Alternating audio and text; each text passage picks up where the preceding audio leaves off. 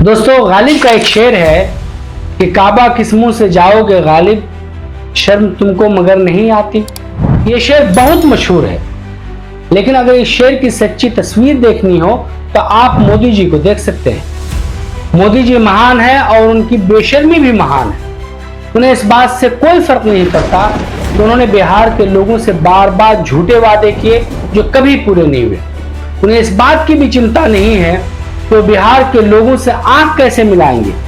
उन्हें बेशर्मी के साथ आंख मिलाने और आंख मिलाकर झूठ पर झूठ बोलने की कला खूब आती है। उन्हें विश्वास है कि बिहार की जनता एक बार फिर उनके झांसे में आ जाएगी, लेकिन इस बार शायद उनका विश्वास टूट जाएगा, क्योंकि मोदी जी का जादू इस बार काम नहीं कर रहा। बिहार की जनता को अच्छी तरह याद है कि किस प्रकार मोदी जी ने 2014 के लोकसभा चुनाव के समय और उसके बाद भी कई रैलियों में बिहार को SC/S स्पेशल कैटेगरी स्टेटस अर्थात विशेष राज्य का दर्जा देने का वादा किया था, जो आज तक पूरा नहीं हो सका। उन्हें यह भी याद है कि अक्टूबर 2015 को विधानसभा चुनाव से पहले मोदी जी ने बिहार को 1.25 लाख करोड़ की सौगात देने का वादा किया था, जिसमें से केवल 17,000 करोड़ ही मिल सके हैं। बिहार की जनता को यह भी याद है कि 2014 में मोदी जी ने बिहार की बंद पड़ी चीनी मिलों को पुनर्जीवित करने का वादा किया था, जो केवल एक जुमला साबित हुआ। इसी प्रकार मोदी जी ने 2019 के लोकसभा चुनाव के समय बिहार में बाढ़ के अस्थायी निदान का वादा भी किया था, जिस पर आज तक कोई पहल नहीं हो सकी। बिहार के जिला बक्सर में एक थर्मल प्लांट बनने की योजना भी थी, जिसे 2003 में यूपीए सरकार ने स्वीकृति दी थी। 2014 से मोदी जी सरकार में है, लेकिन इस थर्मल प्लांट पर कोई काम नहीं हो सका, बल्कि योजना ठंडे बस्ते में चली गई।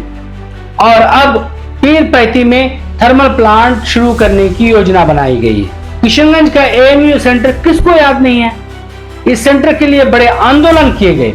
बिहार सरकार ने एक बड़ी जमीन भी आवंटित कर दी, परंतु केंद्र की मोदी सरकार ने उसका बजट ही रोक दिया और आज तक किशनगंज के AMU सेंटर भवन के लिए तरस रहा है। वादे पूरे करना तो दूर की बात, प्रशांत किशोर के शब्दों में मोदी जी ने अपने 10 वर्षों के कार्यकाल में बिहार के लिए एक बैठक तक नहीं की। क्या बिहार के लोगों का इतना भी अधिकार नहीं है कि 10 वर्षों में एक दिन, केवल एक दिन बिहार को मिल सके। अब आप दर्शक ही बताएं कि जिस प्रदेश ने मोदी जी को लोकसभा में प्रचंड बहुमत दी, क्या उस प्रदेश की जनता के साथ यह विश्वासघात कभी बर्दाश्त किया जाना चाहिए।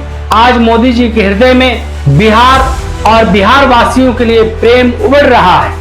उनके मुख से प्रेम वाणी की धारा बह रही है, जबकि इसी बिहार और बिहार वासियों के DNA को अपशब्द कहा जा चुका है, और यह अपशब्द कहने वाला कोई और नहीं, स्वयं मोदी जी हैं।